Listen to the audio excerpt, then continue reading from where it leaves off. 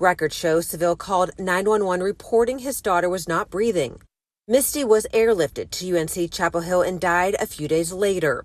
In court, prosecutors said doctors documented that Misty had injuries comparable to a bad car crash.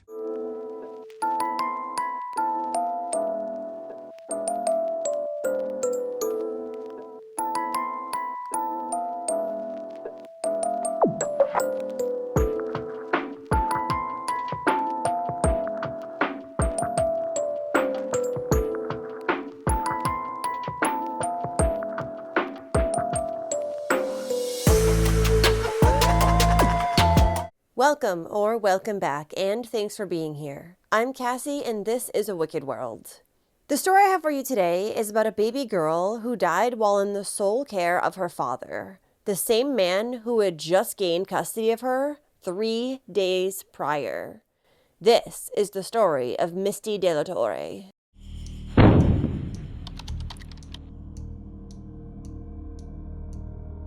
Misty Lou Delatorre was born on May 31st, 2022, to her mother, Alina Delatorre, and her father, Gabriel Seville, in Moore County, North Carolina. Misty was a happy and determined little girl. She also had an older sister whom she adored. Misty's mother, Alina, had met the little girl's father, Gabriel, on a military chat site in 2021. Gabriel was in the Army, and he was stationed in Fort Liberty, North Carolina, while Alina was preparing to join the military herself at that point. But it wasn't long after she met Gabriel that these plans would completely change when she became pregnant with Misty. Following this, Gabriel questioned paternity of the little girl. So when Misty arrived prematurely in May of 2022, Gabriel got a DNA test done. When the results from this came back and it confirmed that he indeed was her dad, Gabriel served Alina with custody papers. This was around August of 2022, and at the time, Alina and her daughters were now living in California, while Gabriel was still stationed in Fort Liberty. While a more permanent solution for Misty's custody waited to be determined by the courts, Gabriel would be allowed visitations with his daughter. Then, on February 7th, 2022, a judge would award primary custody of the little girl to her father, with both of her parents now sharing custody in 6-month intervals. During this custody court hearing, Misty's mother had even pleaded with the judge to not award him custody of their daughter. Because the last time that she had come back home to Alina in December of 2022, the mother had noticed bruising on her daughter's face. Alina had then brought the baby girl to her pediatrician, who called the marks highly suspicious. However, the judge in the custody case seemed to be more concerned with the benefits that the military could provide for little Misty while she was in her father's care. Like I said, at this point, Gabriel was living on the Fort Liberty military base in North Carolina, and he was now married to and living with another woman. They had a child together who was close in age to Misty, and this other woman also had a son from a previous relationship who was 8 years old and also lived in the home. Now, just 3 days after Misty's father, Gabriel, was awarded custody of her, on February 10th, he was calling 911, saying that the 8-month-old had been vomiting, then fallen unresponsive.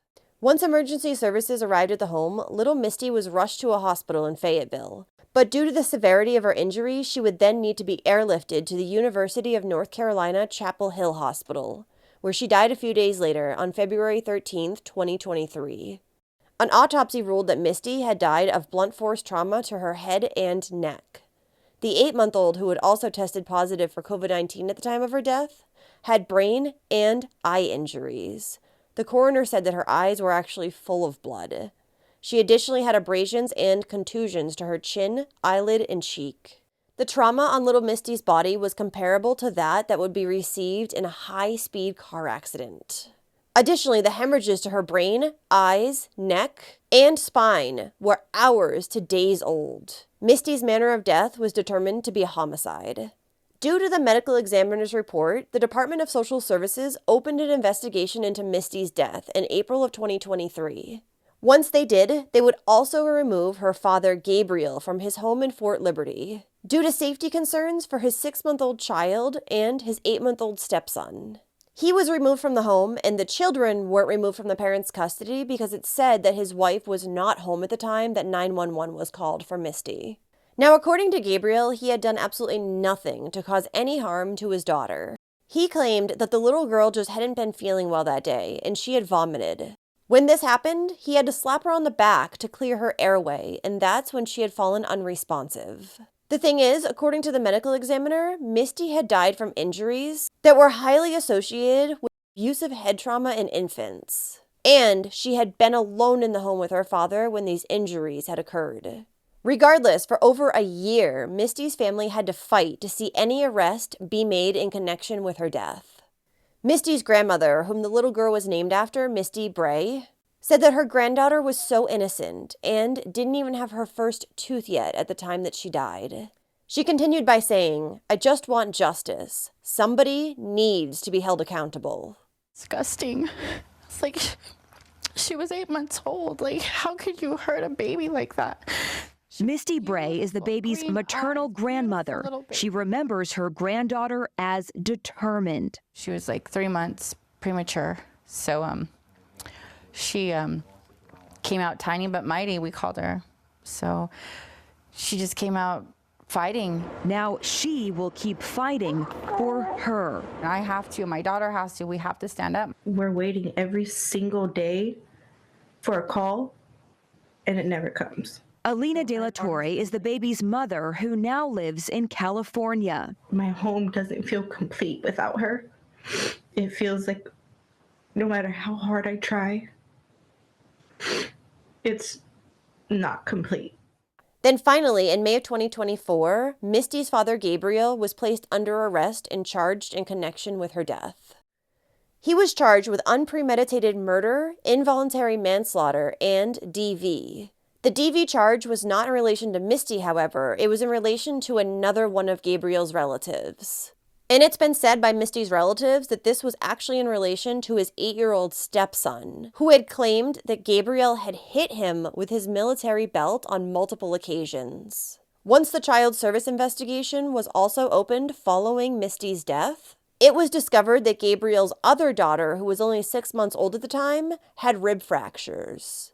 Gabriel will go to trial on his charges in January of 2025, during which time his defense would argue that their client had never done anything to cause any of the injuries that Misty had suffered. Instead, they claimed that the medical intervention that was needed to try to save her life was what caused many of those injuries. They also made the claim that since the little girl had been found to be sick with COVID-19, this may have been a factor in her death.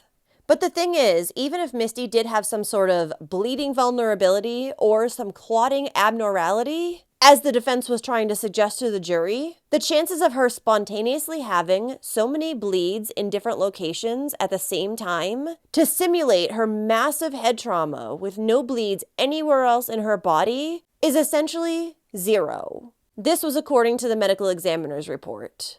The court would also hear how Misty's father, Gabriel, had texted his wife shortly before the 911 call was placed that day. In these text messages, he was complaining about how his head hurt and how the 8-month-old would not stop screaming. Then, when the 911 call itself was played in court, Misty's family members had a very difficult time listening to it. They learned that while Gabriel was on the phone, with emergency operators being instructed how to perform CPR on his daughter, he was also texting his wife at the same time, making them wonder if he was performing CPR on her at all. But regardless of all this evidence, much to everyone's surprise, at the end of Gabriel's trial, which was held in military court, he would be found not guilty by a jury, and he was released on his own recognizance. Misty's family, of course, was outraged by the verdict, and her mother, Alina, said that the military failed her daughter. She continued by saying, "I'm angry. I feel like they failed Misty. Now he gets to live his life as if Misty never existed." The evidence was there. The prosecuting team did their job. The jury just didn't do their jobs.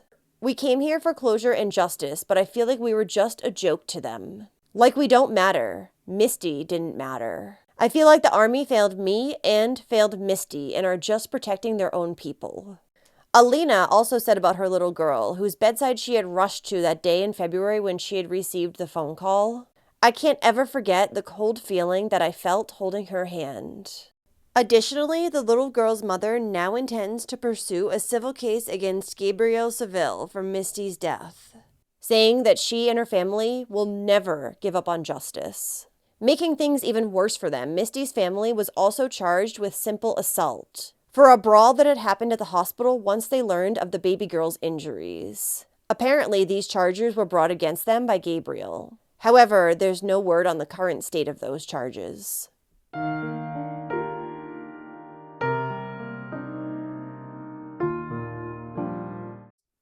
Thank you for listening to Misty's story today. It's so upsetting that her father did not get held responsible for her death when this baby girl had so many injuries to her body. I feel like I just keep hearing more and more stories lately where the perpetrators of these awful crimes against children are not getting held responsible. And it's just so unbelievable.